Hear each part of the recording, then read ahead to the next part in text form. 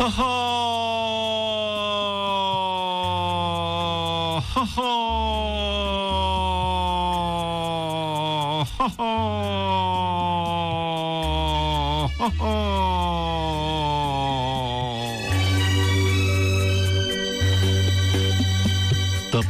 हामी सबै कुनै न कुनै रूपमा यो गम्भीर रोगबाट आक्रान्त छौं। के भन्लान् मानिसहरूले भनेर? यो संसारको सबभन्दा गम्भीर प्रकृतिको रोग हो। के भन्लान् अरूले? सोच्ने के अरूले के भन्लान् भनेर सोच्ने। त्यति सानो अल्झोले तपाईँ दच्किनु भयो, तपाईँ हच्किनु भयो, तपाईँ जिन्दगीमा पछाडि हट्नुभयो। तपाईलाई मानिसहरूले केही नगरी बस्दा पनि भनेकै हुन्। याद गर्नुभएको छ नि? केही नगर्दा पनि मान्छेले भनेकै हुन्। तपाईमाथि टिप्पणी गर्नेहरूको खाँचो थिएन। अब केही गर्न थाल्नुहुन्छ, त्यतिखेर पनि टिप्पणी गर्न चुक्दैनन् मानिसहरू। सायद त्यसैले भनिन्छ, भित्रबाट तपाईं वास्तवमा के हो? भित्र तपाईको मन कालो छ, तपाईले गर्ने काम कालै हुन्छ। भित्र तपाई आफूलाई सही र असल राख्ने अभ्यासमा हुनुहुन्छ भने तपाई जे गर्नुहुन्छ त्यसले सही नै साबित गरेर छाड्छ, साबित गरेरै छाड्छ। जीवनसितको यो साधना, यो अभ्यासमा हामी चुकेका छौं। हुन सकोस् हामी त्यसै कारण अरूले के भन्छ भनेर अल्मलिएका छौं। अरूले के सोच्छ भनेर हामी उतर्सिएका छौं। खासमा तपाई बाहिर जे देखिनु भएको छ जीवनमा, ती सब भित्रकै प्रक्षेपण हो। तपाई आफ्नै पर्दामा आफ्नै छाया देखिनु भएको रहेछ। यदि तपाईसित दुःख मात्रै छ वा यदि तपाई दुःख मात्रै देखिरहनु भएको छ भने त्यो तपाईको मनबाटै निस्किएको प्रतिबिम्ब हो, छाया हो, अन्यथा होइन। अन्यथा हुनै सक्दैन। जति विषाद आजको दिनमा तपाईलाई मिलेको छ नि, त्यो विषाद तपाई स्वयंले नै आफै भित्र उत्पादन गरेर निकालेको हो। यो जिन्दगीमा नि मित्र, तपाई जति हो, तपाई जे हो, ती सब तपाई भित्रकै सह उत्पादन हो। तपाई आफ्नै अनुभवहरूको, तपाई आफ्नै अभ्यासहरूको र तपाई आफ्नै सामग्रीहरूको सह उत्पादन हो। तपाई हाम्रो जीवनमा उपद्रव कहाँनिर भएको छ भने हामी आफैसित एउटा ढोङ बनाएर हिँड्छौं र अलग्गै देखिने कोसिसमा लाग्छौं। त्यो ढोङ हो।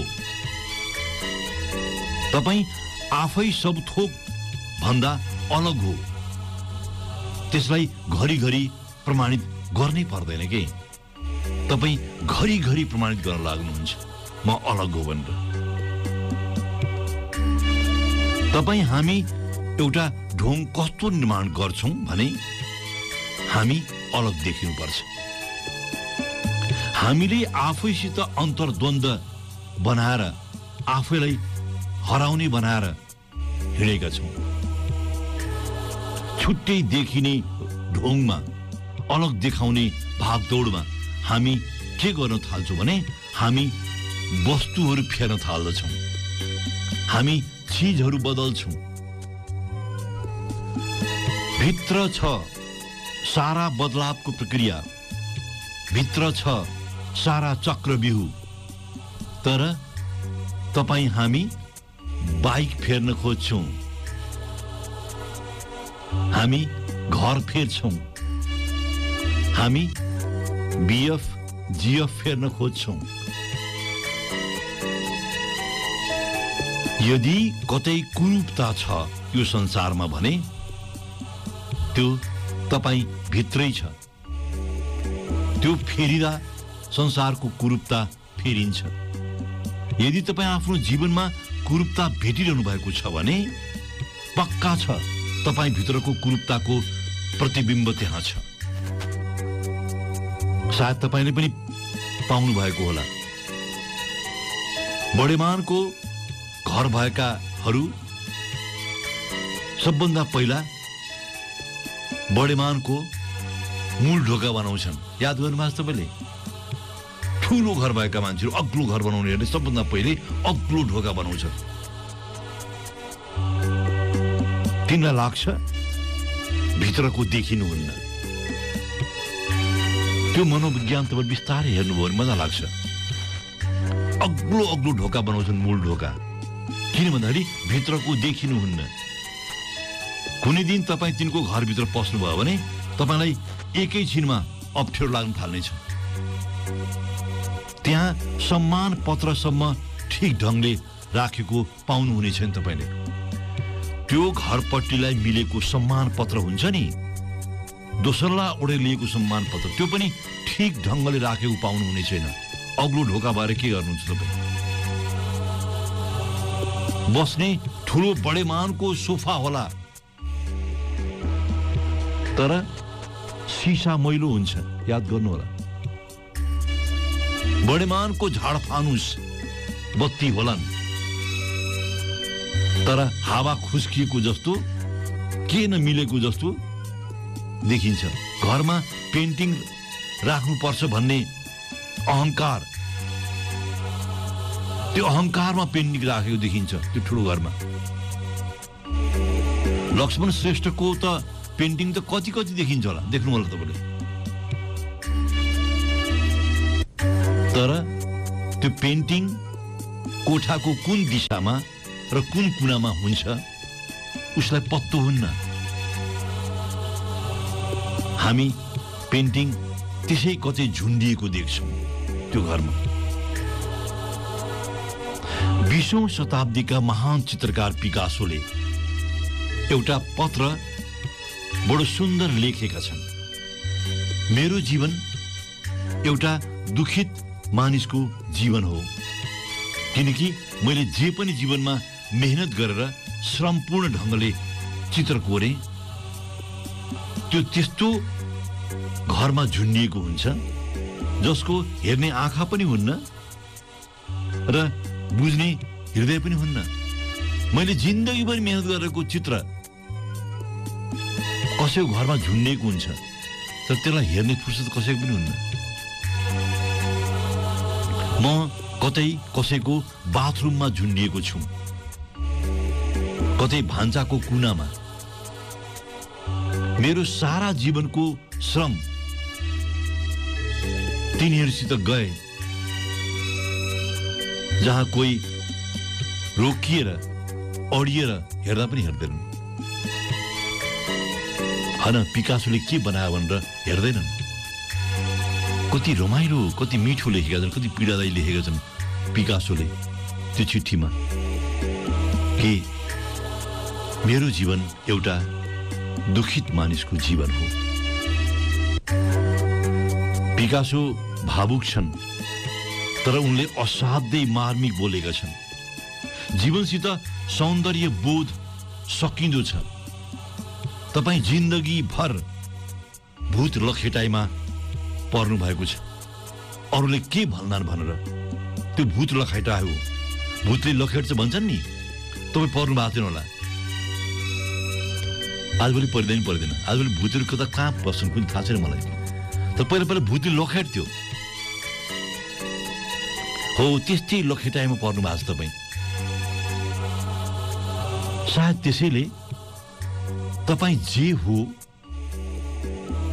जो हुनुपर्ने हो, जे हुन खोजेको हो, हुन सक्नु भएन।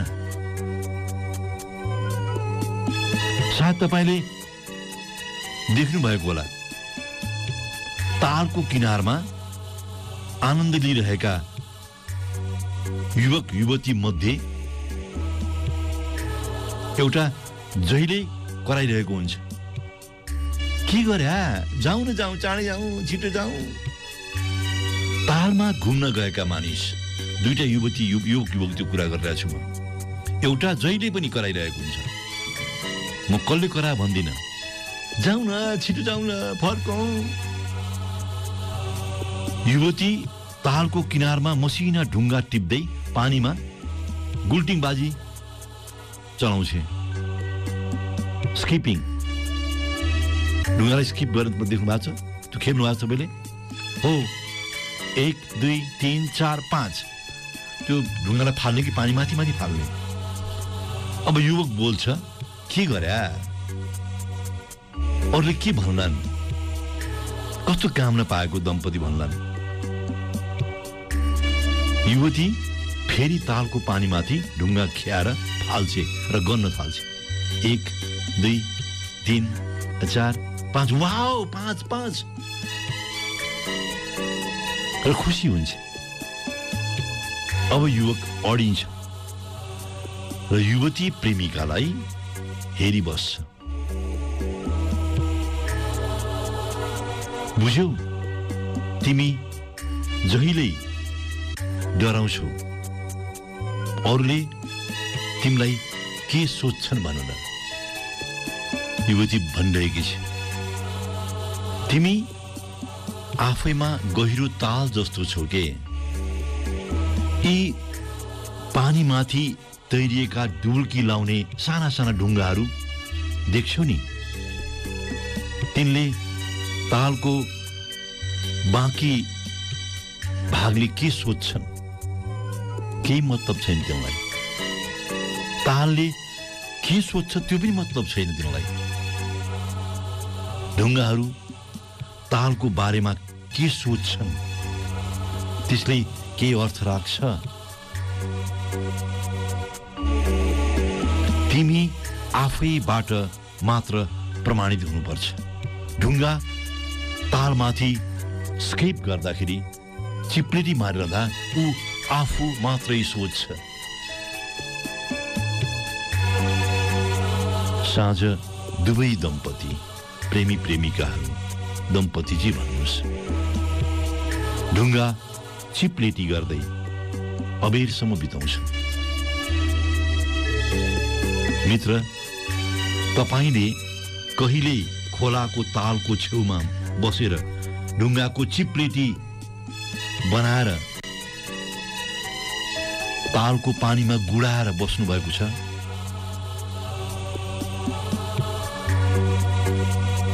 कसले के भन्छ छु मतलब, तपाई आफूलाई के भेट्नुहुन्छ महत्व राख्छ। कर्लीमा बसिरहँदा नि मलाई तपाई साह्रो मनपर्छ, सत्य। हस्,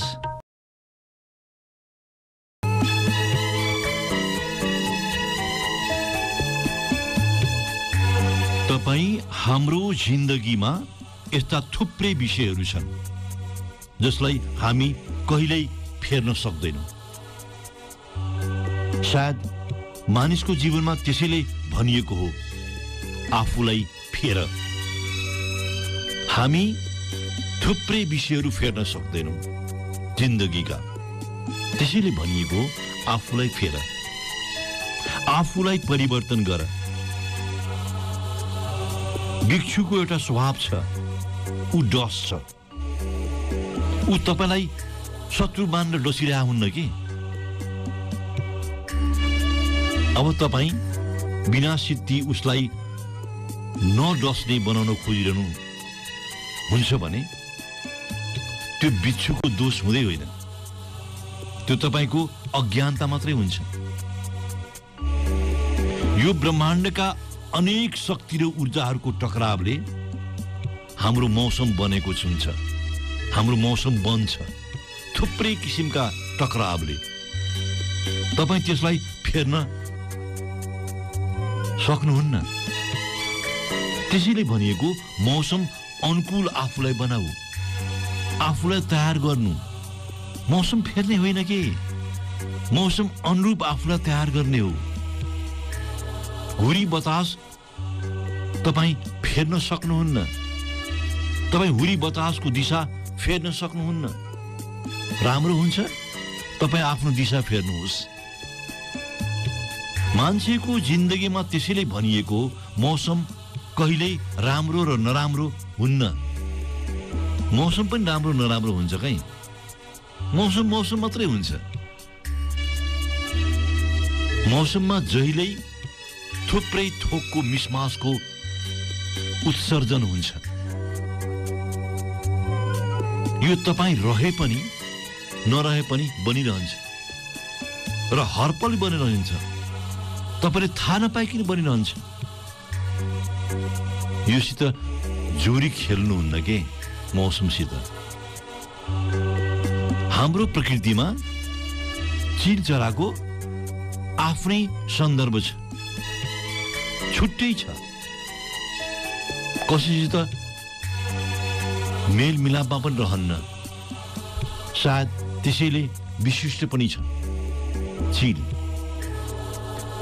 पृथ्वीबाट 10,000 फिट माथिसम्म उडान गर्न सक्छ। हेर्नुहोस्, चिलका थुप्रै स्वभावहरूले यसलाई विशिष्ट बनाएको छ। तर हुरी बताससित भिड्ने उसको शैली बिछट्टै छ र मानवीय जीवनका लागि साह्रै प्रेरणादायी पनि। प्रकृतिमा भएका अन्य सबै चराहरू आँधीबेरी हुरी बतास चल्दा सुरक्षित ठाउँको खोजीमा भौतारिन्छन्। तर चिल नै त्यस्तो पंक्षी हो जो हुरी बतासलाई आफ्नो उडानको अस्त्र बनाउँछ। प्रकृतिमा चिलसित मात्रै त्यस्तो क्षमता छ जो हुरी बतासको बीचमै आफ्ना प्वाखहरूलाई एक अर्कामा आग्लो बाँधेर स्थिर बनाउँछ। चिल मरेको सिनो खान्न। हेर्नुहोस्, र आकाशको त्यो भागमा बसेर पनि जमिनका आफ्ना शिकारहरू ती देख्दछन्। एकदम 10,000 फिटबाट माथिबाट देख्छन् ती। कुन चाहिँ कुखुरा कहाँ हिँडिरहेको छ, कुन चाहिँ चल्लाई कहाँ छ भनेर देख्छौ। मानिसहरूले चिलबाट सिकेको सबभन्दा उम्दा ज्ञान भनेकै हुरी बतासलाई ऊर्जामा परिणत गर्ने अभ्यास मानिसले सिकेका हुन्थ्यो। त्यो चिलबाटै सिकेका हुन्। तालमा आँधी बेरी चल्दा माझी मझिनीहरूको कुशलता देख्नु भएको छ नि। ती हत्त न पत्त बहनालाई हुरी बतास चलेको दिशामा विपरीत फर्काउने गरी चलाउन थालिहाल्छन्।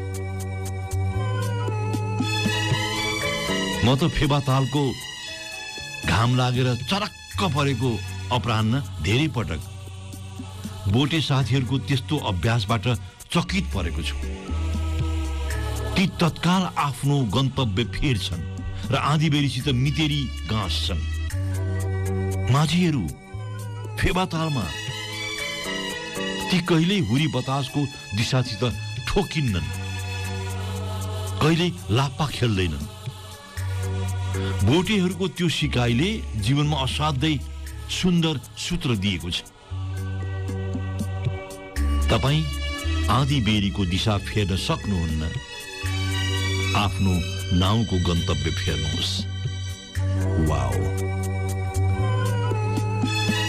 जिन्दगीसित अप्ठ्याराहरू आएका छन् मित्र, तपाईँ अप्ठ्यारोमा आफ्नो बहना खियाउन छोड्नुहुन्न, न कि आफ्नो यात्रालाई हुरी बतासको दिशामा लैजाने नै हो।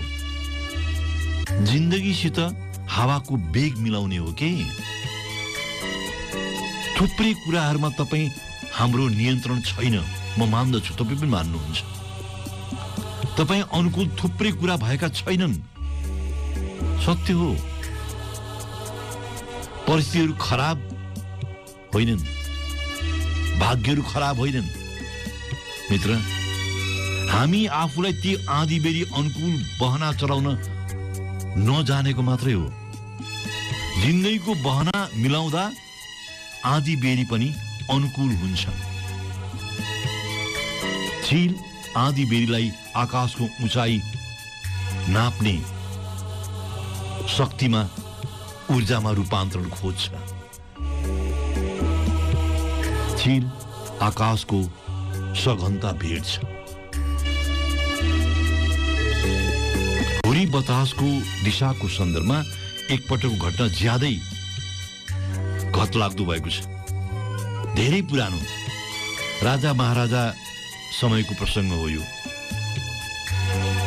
एउटा राज्यका राजा आफ्ना प्रजासित खुसी साथ राज्य सञ्चालन गरिरहेका थिए। पत्नी र एकमात्र छोरीमा उनले राज्य गरेको पनि 20 वर्ष भइसकेको छ। हेर्नुहोस् है, जम्मा 3 जना छन्, पत्नी, छोरी र आफू। अब बिहेको लागि छोरी माग्न आउने योग्य वरहरूलाई राजा कुनै जवाफ दिँदैनथे, चुपचाप मात्रै बस्ने।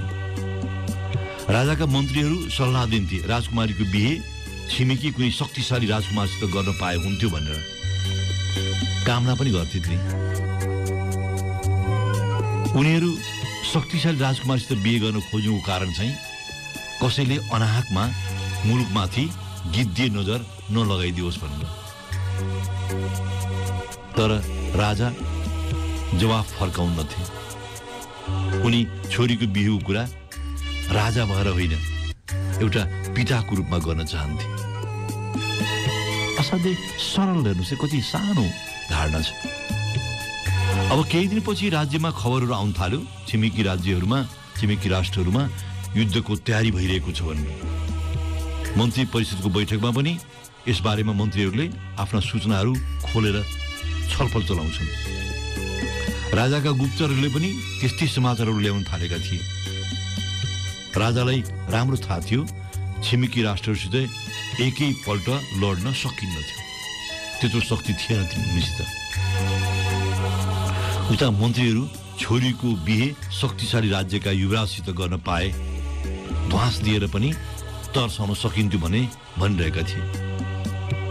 राजा मुलुकको खतरनाक स्थितिमा आफ्नै छोरीको भाग्य दाउमा लाउन चाहिरहेका थिएन। एक दिन राजा घोषणा गर्दछन्, राजकुमारीको बिहे त्योसँग गर्छु म जसले मेरो एउटा प्रश्नको चित्तबुद्ध उत्तर दिन्छ। प्रश्न थियो, हावाको दिशा के हुन्छ? रानी मात्र होइन, राजकुमारी पनि चकित हुन्छन् राजाको प्रश्न सुनेर। प्रश्न बहुलट्ठी नै थियो। राज्यमा सबै राजा अर्धशिल्ली भएको भनेर प्रचार गर्न थाले। हेर्नुहोस्, बहुलायो राजा, के प्रश्न सोधायो? हावाको दिशा के हुन्छ? अब राजदरबारको चोकमा एक दिन समारोहको आयोजना गरिन्छ। ठुलो संख्यामा मानिसहरू भेला भएका छन् जवाफ दिन, राजाको प्रश्नको जवाफ दिनको लागि। एक एकको जवाफ सुन्छन् राजा र अस्वीकार गर्दै जान्छन्। मन्त्रीहरू पनि प्रयत्न गर्छन् राजाको प्रश्नको जवाफ दिनलाई, तर राजा तिनलाई पनि अस्वीकार गर्दछन्। अब मानिसहरूमा गाई गुई चल्न थाल्छ। राज्यमा आक्रमण हुने डरले राजा बौलायो। त्यसरी प्रचार हुन थाल्छ, सोच्न थाल्छ मानिसहरू, उसले यस्तो प्रश्न किन राख्यो भने राज्य अब कसैले पनि आक्रमण गर्न खोजिरहेको छ राज्यमा। अब घटनाले नयाँ मोड लिन्छ हेर्नुहोस्। त्यहाँ राज्यको कुनामा एउटा कुना बस्ने एउटा किसान त्यो दिन राजधानी आएको बेला परेको छ हेर्नुहोस् है। र कसैले राजाको प्रश्नको सुनाइ पनि दिएका छन् उनलाई, हावाको दिशा के हुन्छ? उनी राजा छेउ पुगे, जवाफ भन्छन्। राजा उसलाई कान नजिक आएर भन्छन् है, अलि नजिक आएर भन न भन्छन्। उनी साउती गरेर राजाको कानमा भन्छन्। राजाको अनुहार रातो हुन्छ। उनी तत्काल घोषणा गरिदिन्छ हेर्नुहोस् है, राजकुमारीको बिहे त्यो किसानसित हुन्छ भनेर। सबै चकित परेका छन्, के भएको राजालाई यो?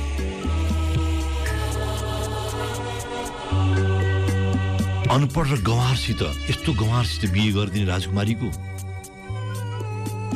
तर राजा अघितिर कोही पनि शिर उठाएर बोल्न सक्दैनन्। बिहे भएर घर पुगेपछि राजकुमारी अचम्म पर्छिन्। यस्तो गरिबसित पिताले किन बिहे गरिदिएको भनेर। तर पिताको बानी राजकुमारीलाई थाहा थियो। उनी चुपचाप बस्छिन्। दिन बित्दै गयो। भए पनि त्यस्तै, छिमेकी मुलुकले राज्यमा आक्रमण गरिदिन्छ हेर्नुहोस्। सब थोक तहस नहस।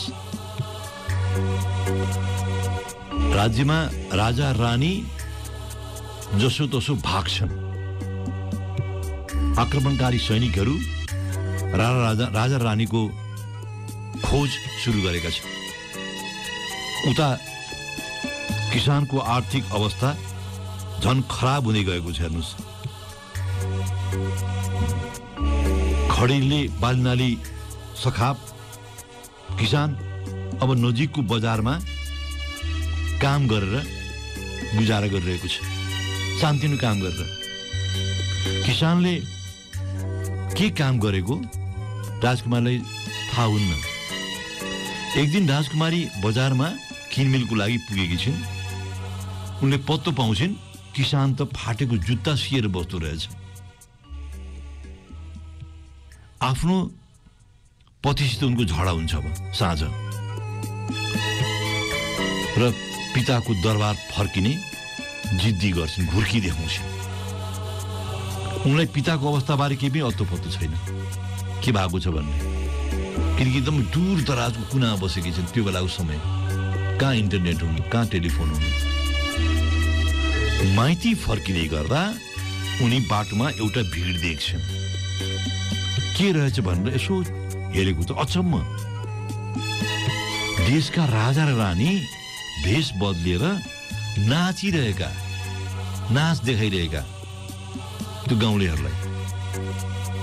नचिन्ने कुरै भएन आफ्नो आमा बुवालाई। राजकुमारी त्यहाँबाट फनक्क आफ्नो घरतिर फर्किन्छन्। उनलाई परिस्थिति बुझ्न बेर लाग्दैन। घर पुगेपछि राजकुमारी किसानलाई सबै विस्तार लाउँछिन्, आफ्नो लोग्नेलाई। किसान पनि जसोतसो गरेर त्यो सडकमा नाच्दै गुजारा गरेर बसेका दम्पतिलाई घर ल्याउँछन्। राजा अब आफ्नो सक्कली भेषमा छोरी सामु उपस्थित हुन्छन्। धन्य भगवान, शत्रुको आक्रमणबाट जोगियो भनेर। उनी शत्रुको आक्रमणबाट जोगिनेको लागि त्यसो गरिरहेका थिए। केही छिनपछि राजा भन्छन्, मैले हावाको दिशा के हुन्छ भनेर प्रश्न त्यसै सोधेको थिइनँ। तिम्रो पतिले त्यति बेला मलाई कानमा भनेको जवाफ थियो, हावा पानी भएतिर बहन्छ। हावा पानी भएतिर बहन्छ। जिन्दगीमा परिस्थिति जस्तो सुकै किन नहोस्, तिमी आफूलाई पानीको बहावको स्वभावमा पुर्याउनु। कहिल्यै दुःख हुन्न। हावा पानीको बहावको दिशामा हिँड्छ भनेको पनि त्यही हो।